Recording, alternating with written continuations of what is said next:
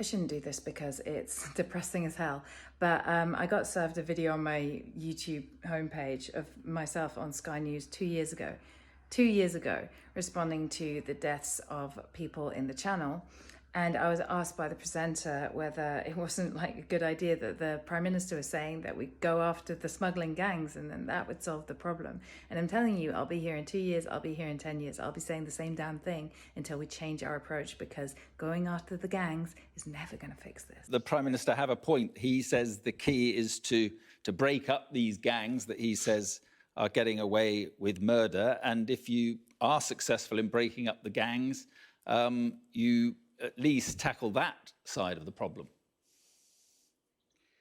Well, Mark, I mean, you've been reporting on this issue for many years, I'm sure. And I'm sure that you've heard Home Secretary after Home Secretary and Prime Minister after Prime Minister say that all they need to do is get to the nub of these gangs.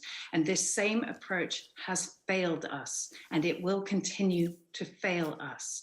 We need a new approach, and that involves taking away the business that exists for the smugglers.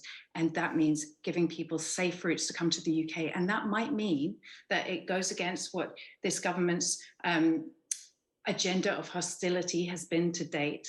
It might mean that we see a few more people seeking protection in the UK, but if none of those people were making these dangerous journeys across the Channel in chaos and were arriving in unregulated ways, but instead they were able to apply for a visa, come safely just the way you or I would travel from France, and join their family members or the place where they feel that they'll be safe because they can speak the language or they have other connections, and seek asylum here in a system that is funded to work efficiently, then that would solve this problem, and that would end our complicity with these smuggling gangs.